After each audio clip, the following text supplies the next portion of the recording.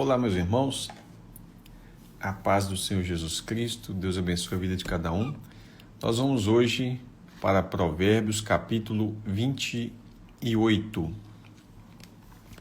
Já estamos terminando esse livro precioso, um livro de sabedoria. Cada provérbio desse dá para a gente meditar muito, né? Dá para a gente pegar um provérbio por dia e tá ali fazendo o nosso devocional, né? Versículo por versículo. De certo modo, como são muitos provérbios, se a gente pegar um por dia, um versículo desse por dia para meditar, para entender, a gente vai poder passar muitos anos, né? Meditando em provérbios. Eclesiastes também é um livro de sabedoria, bem como os Salmos, junto com o livro de Jó, são chamados de livros poéticos ou sapienciais. Os poéticos entram aí a lista também, Cantares de Salomão. Então são livros de sapiência, de sabedoria, né? A gente vai estar começando agora Provérbios 28, que Deus abençoe a vida de cada um dos irmãos que estão chegando aí. E esse provérbio é a continuação, né, dos outros provérbios que começaram aqui no capítulo 26 e entra capítulo 27, 28 e 29, que vai concluir os provérbios de Salomão. Amanhã a gente vai estar falando deles, se Deus quiser. E aí a gente vai entrar nas palavras de Agur e depois, por fim, os conselhos da mãe do rei Lemuel para ele, né? Vamos lá, Provérbios 28 começa assim: os ímpios fogem, mesmo quando ninguém os persegue. Ou seja, eles estão tão acostumados a fazer coisa errada que eles acham que alguém vai fazer errado com eles também. Alguém quer matar eles, mesmo que ninguém esteja perseguindo, né? Ou seja, eles têm a consciência pesada. Mas o justo é intrépido como um leão. Ele não tem esses medos porque ele não está fugindo de ninguém, né? Por causa da transgressão da terra, mudam-se frequentemente os príncipes. E de fato é o que acontece também no nosso país, né? Você vê isso aí acontecendo frequentemente. A gente tem que trocar os políticos na tentativa de arrumar o menos pior, né? Não um que seja bom, mas o menos ruim. Mas por um sábio e prudente a ordem é mantida. Então aí ele fala que a transgressão, o que é? A corrupção, né? A corrupção frequente é um dano para a terra, né? Pode ter certeza, irmãos, eu vejo as pessoas floreando muito, né? O Brasil é um país abençoado, o Brasil é assim, o Brasil é assado. De fato, nós temos muitas riquezas, mas nós somos miseráveis perto de toda essa riqueza que esse país tem. A gente era, sem dúvida, para ser o país mais rico do mundo, disparado. Mas a corrupção é tão grande, é avassaladora, que ela causa toda essa desordem que a gente tem, né? A gente vê muito essa disparidade nas grandes cidades, fica mais nítido, né? Pessoas muito ricas, mas muito ricas mesmo, né? E outras muito miseráveis, muitos moradores de rua e coisas assim. O pobre que oprime os pobres, isso aqui acontece muito, tá? Não é só rico que oprime pobre, não. O pobre que oprime os pobres é como chuva torrencial que destrói colheitas. Acontece muito isso aqui, de um pobre acabar oprimindo outros pobres, principalmente quando ele tem uma gana, né, de se tornar alguém importante. Ele, como diz, vende até a família para poder se achar alguma coisa. Os que abandonam a lei elogiam os ímpios.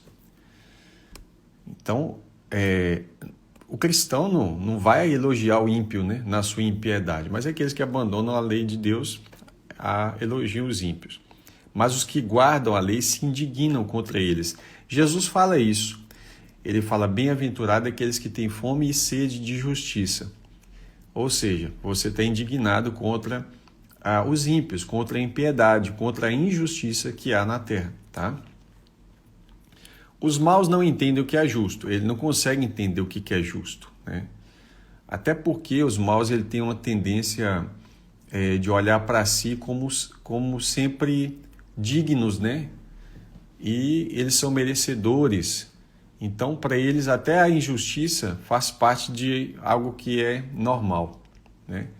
Ou seja, eles não conseguem ver o que é justo porque eles são malignos. Mas os que buscam o Senhor entendem tudo. Melhor é o pobre que anda na sua integridade do que o perverso nos seus caminhos, ainda que seja rico. Muitas vezes nós não conseguimos perceber isso, né? As pessoas acham que é melhor ser rico e ser perverso do que ser um pobre que seja íntegro, que seja correto. E não é assim, tá? Existe até um problema da teologia da prosperidade, que ela distorce o que a Bíblia fala sobre prosperidade, sobre finanças, né? Que eles acham que a prosperidade sempre é fruto de bênção. Não é, né? Às vezes a prosperidade é também um caminho de maldição. Porque a pessoa... Por que caminho da maldição? A pessoa precisa entender que Jesus fala que você não pode agradar dois senhores. Então, quando a pessoa faz do dinheiro dele, ele é ganancioso, ele faz disso a sua divindade, que é chamada de mamon, né? Ele é avarento, e Paulo vai dizer que a avareza é o pecado de idolatria, então ele está fazendo um ídolo para ele, que é o próprio dinheiro. Isso por si só já é uma maldição, porque ele está preso, escravizado naquele Deus que ele fez, qual vai levar ele para o inferno, tá? Então, não precisa se enganar achando que riqueza, ela sempre é uma bênção, porque às vezes ela é sim uma própria condenação, ela em si já é maldição. Por isso que a Bíblia fala que o amor ao dinheiro é a raiz de todos os males, né? Então esse apego aí está relacionado com quando essa pessoa usa essa riqueza só em benefício próprio, ele não olha para os pobres, para os irmãos, enfim. Quem guarda a lei é filho inteligente, mas o companheiro dos comilões são gastadores, né? Envergonha o seu pai. O filho pródigo foi um excelente exemplo, né? Quem aumenta os seus bens com juros e ganância, ajunta-os para o que se compadece dos pobres. Ou seja, Deus vai tirar dele e vai dar para uma pessoa que compadece dos pobres. É interessante porque Deus tem sempre, a Bíblia inteira fala sobre isso, sempre uma promessa de abençoar aquele que se compadece dos pobres, tá? Então, e aí eu vou dar um exemplo eu acabei de falar sobre a questão do amor ao dinheiro, me lembro daquele jovem rico, né? Que Jesus fala para ele dos mandamentos, ele todo esnobado, eu tenho cumprido isso desde a minha mocidade. Aí Jesus sabe o que está no coração dele. E então ele fala, você quer ser perfeito? Vende tudo que você tem, dá aos pobres, e depois vem e me segue. Ou seja, Jesus chamou aquele jovem rico para ser um apóstolo, se você parar para pensar ali, né? O jovem foi triste e foi embora porque ele tinha muitas riquezas, ou seja, o coração dele estava preso naquele outro Deus. Ele não quis seguir a Jesus para seguir o Mamon, né? É uma tristeza. Quem desvia os seus... Esse verso, eu queria que você frisasse ele, Provérbios 28, verso 9. É um dos versos mais importantes da nossa relação com Deus. Quem desvia os ouvidos de ouvir a lei, até a sua oração será abominável.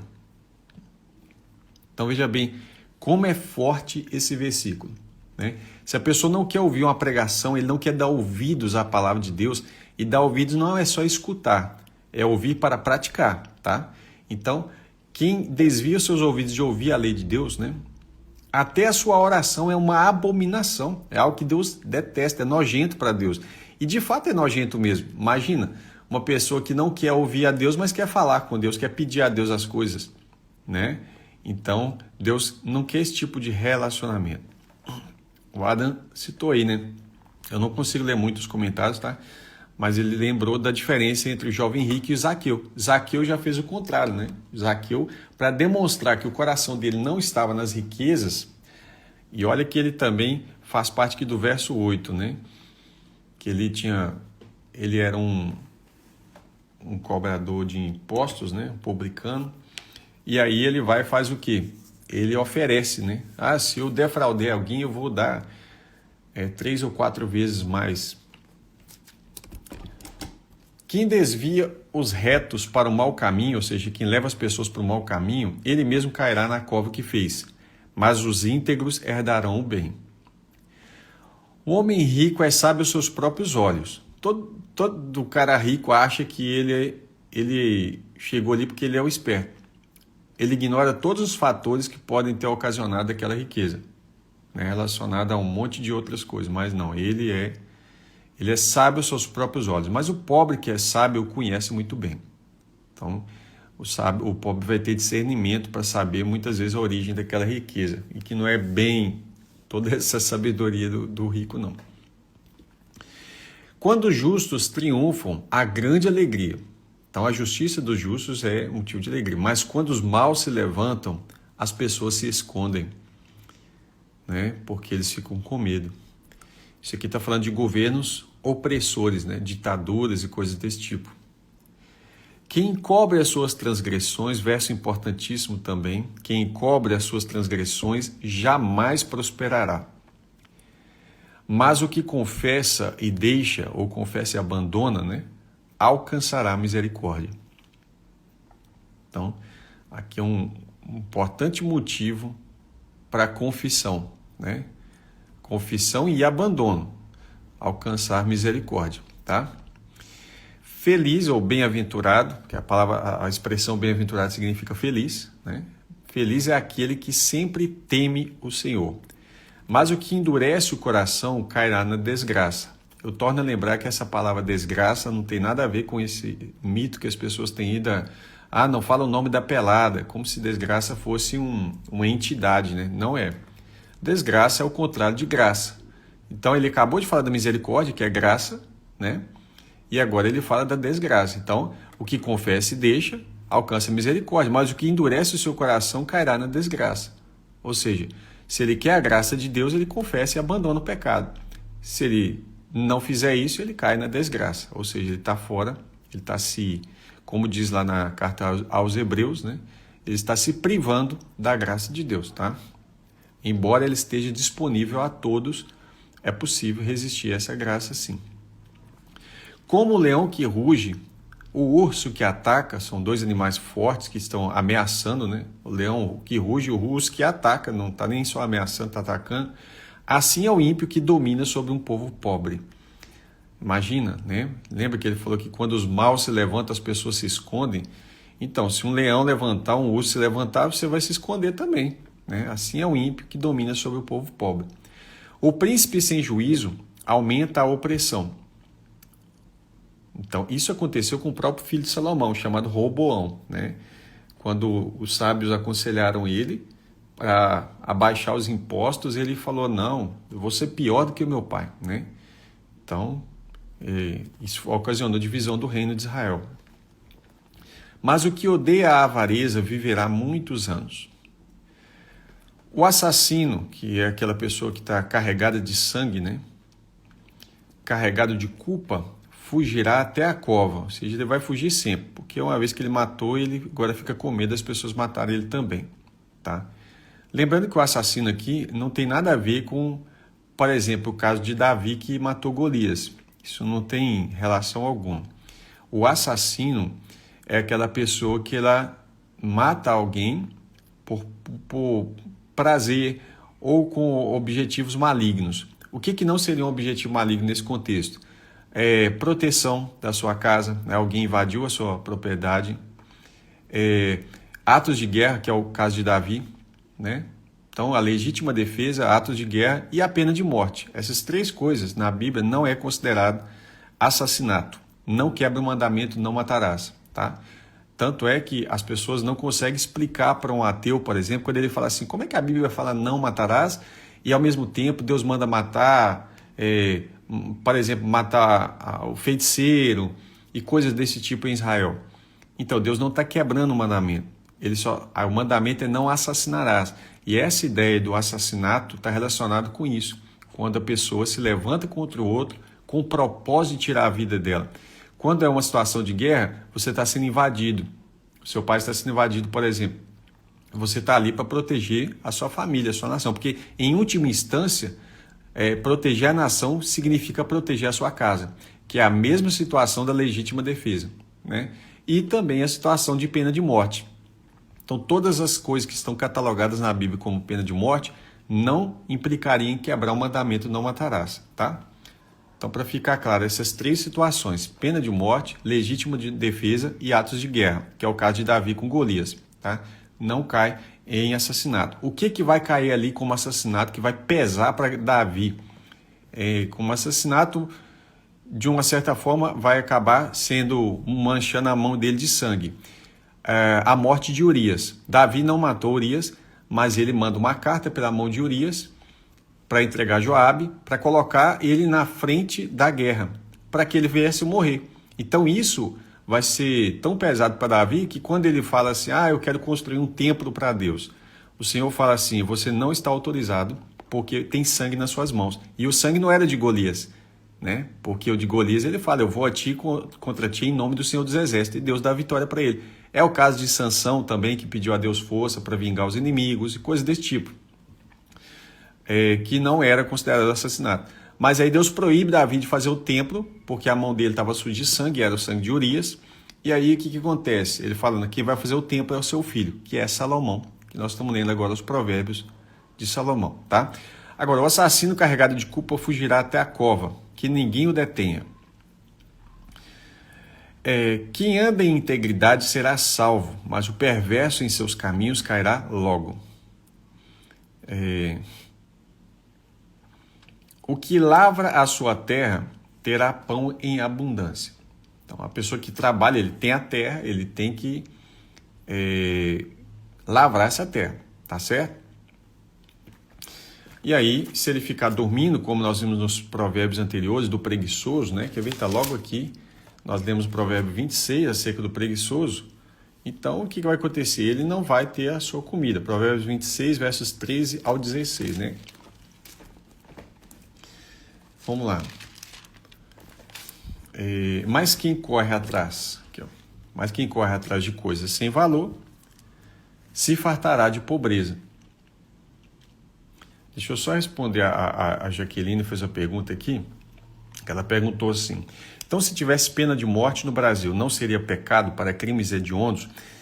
É uma pergunta difícil de explicar assim rápido, porque ela pode ser mal interpretada. Mas eu vou pegar um país que foi exemplo, que foi um país que foi fundado por protestantes, os Estados Unidos da América, tá? Embora era um país cristão, havia pena de morte, tá? E a pena de morte aplicada pelo Estado não constitui assassinato, tá? Há uma má interpretação de alguns acerca disso, e aí você vai ver que muitos países aplicam a pena de morte, mesmo sendo países cristãos, para crimes hediondos. E aí eles se baseiam justamente na lei de Deus, tá? Paulo vai falar sobre isso também em Romanos. Ele vai falar assim, não é à toa que o soldado traz a espada. Uma espada não serve para acariciar ninguém, né? Deixa eu pegar aqui esse texto. Só para citar ele para os irmãos. Romanos 13, verso 4, tá? Que é esse texto aqui, ó. Deixa eu ver se vai dar para ler. Então ele fala assim, ó. Eu vou ler o verso 3. Romanos 13, verso 1. Toda alma esteja sujeita às autoridades superiores, porque não há autoridade que não venha de Deus, e as autoridades que há foram ordenadas por Deus. Por isso, quem resiste às autoridades resiste à ordenação de Deus. E os que resistem trarão sobre si mesmo condenação. Há um contexto, tá? Porque Pedro fala que quando há uma lei que ela vai contra a lei de Deus, aí ele fala, melhor é obedecer a Deus do que aos homens. Aí são leis, por exemplo, que vai mandar você cometer pecado e coisas desse tipo. Porque os magistrados não são terror para as boas obras, mas para as más. Queres, pois, tu não temer a autoridade, faz bem e terá o louvor dela, porque ela é ministro de Deus para o teu bem. Mas se fizer o mal, teme, pois não trazem em vão a espada. Não é à toa que está trazendo a espada. Hoje não é a espada que usa mais, né? Porque é ministro de Deus e vingador para castigar o que faz mal. Então, o que ele está dizendo aqui, Romanos 13, do 1 ao 4, e aí ele conclui, né? Eu preciso concluir também. Portanto, é necessário que lhes estejais sujeitos, não somente pelo castigo, por medo do castigo, mas também pela consciência. Porque como cristãos nós temos que ser bons cidadãos, tá? E aí, a autoridade ela é ministro de Deus vingador contra aquele que faz o mal. Eu não posso simplesmente sair vingando, mas existe uma legislação que vai fazer isso ser cumprido. Deus vai fazer essa vingança usando os ministros que estão agindo de forma correta, tá? Vamos lá.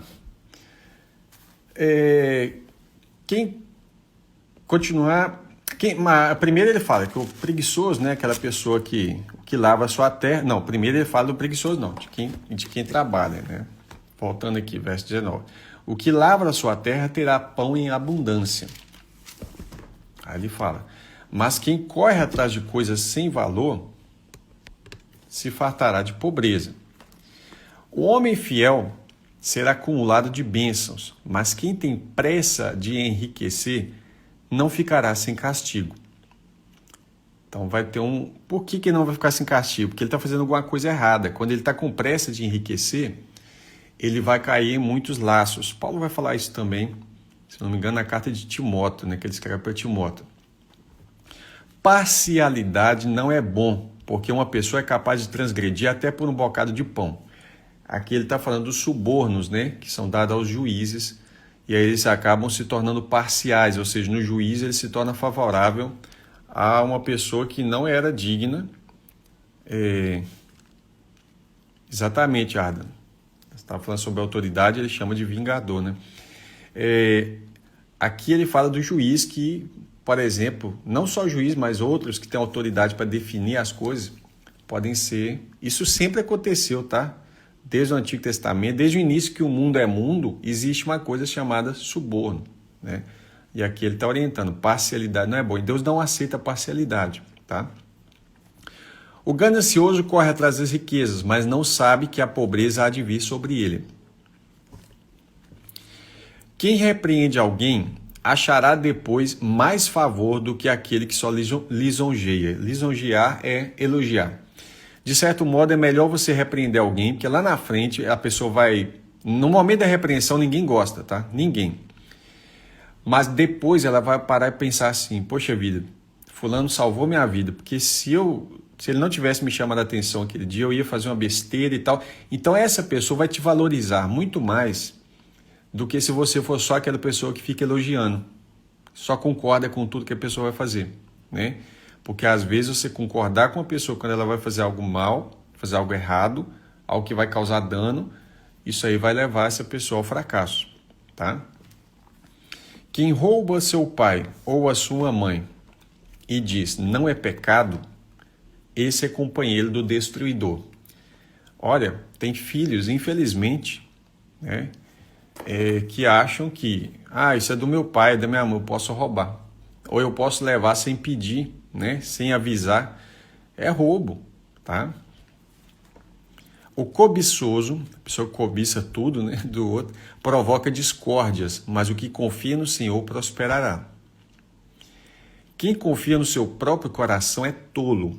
A própria Bíblia diz que enganoso é o coração do homem, né? Nosso coração é enganoso.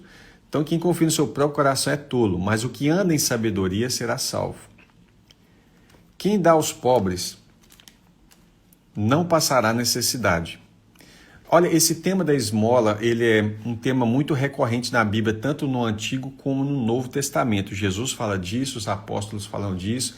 Em Atos você vai ver lá que Deus recebia as esmolas de um gentil chamado Cornélio. Também tinha uma mulher muito importante que havia falecido, Dorcas, né? Ela também fazia suas doações aos pobres, dava esmolas e Deus recebia.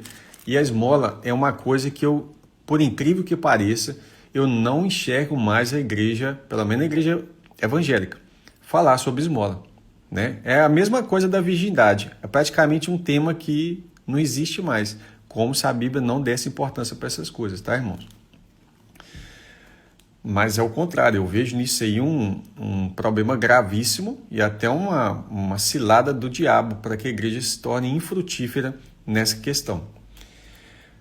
E o último verso de hoje, né? Quando os maus se levantam, as pessoas se escondem. Bem parecido com aquele verso que a gente tinha lido aqui, aqui mesmo nesse capítulo, no verso 12, né? Quando os justos triunfam, há grande alegria, mas quando os maus se levantam, as pessoas se escondem. Então, no verso 12, fala assim também aqui no verso 28. Quando os maus se levantam, as pessoas se escondem, mas quando eles perecem, os justos se multiplicam. Então, muitas vezes as pessoas estão escondidas ali, mas porque elas estão com medo, né, de uma retaliação. Mas quando morrem aquela turma de pessoas perversas ali, então os justos se multiplicam, eles aprendem a lição. Infelizmente, a gente vive um ciclo, né? Um ciclo de liberdade e opressão. Isso na história da humanidade, isso sempre passou por esse ciclo, né? Porque aqueles que estão em liberdade muitas vezes não sabem valorizar o esforço que teve para que a liberdade tenha um preço muito grande. Aí aqueles que estão livres, muitas vezes os filhos, os netos, não sabem valorizar isso e depois acabam caindo em opressão de novo, né? Por serem tolos. É o que vai acabar acontecendo com o nosso país em pouco tempo. Tá certo? Então, a Jaqueline falou alguma coisa sobre esmolas. Eu vou fazer o seguinte, eu vou fazer um vídeo ou uma live, né, especialmente sobre esmolas. Eu vejo uma urgência desse tema, porque infelizmente eu vejo muitos pastores, eu não sei qual é o propósito, né, mas muitos pastores pregando como se esmola fosse algo errado. É claro que existem critérios na Bíblia? Existem critérios, né? Primeiro, aquelas pessoas que são os domésticos da fé. Quem que são os domésticos, né? Deixa eu ver. Gálatas 6, verso 10, tá? Vai estar escrito assim, ó. Primeiro ele fala aqui, ó.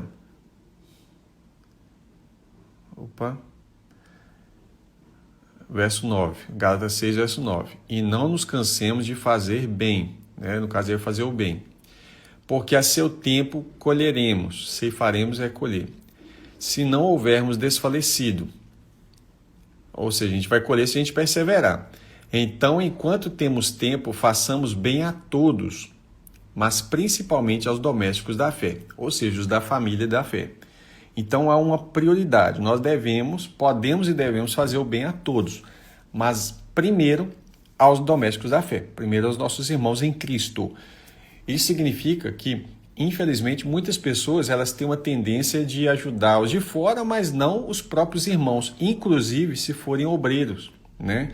As pessoas criam aquela birra ao invés de ajudar, né? Eu falo isso porque eu conheço. As pessoas criaram aquele mito, né, dos pastores ricos e etc., porque são referências da televisão, mas eles esquecem que tem muitos pastores passando muita necessidade, muita dificuldade, né? De igrejas pequenininhas que não vão sair daquele tamanho ali, e aí muitas vezes esquecem de ajudar esses irmãos. Lê Mateus 25, quem puder ler depois, lê Mateus 25, e vai ver a recompensa que você vai ter, se você puder ajudar esses irmãos que estão fazendo a obra do Senhor com tanto zelo e com tanta dificuldade, tá? Lê Mateus 25, a partir do verso 31, até o finalzinho. Vou deixar de dever de casa aí para nós, né? Mateus 25, do 31 para frente, tá bom? Deus abençoe os irmãos. Até amanhã, se Deus quiser. A gente vai estar lendo Provérbios 29, então, né? Que é o último dos provérbios de Salomão. E aí vai faltar só os 2 últimos provérbios para nós, tá bom? Deus abençoe, um forte abraço e que peço aos irmãos que orem por nós também. Até amanhã, se Deus quiser.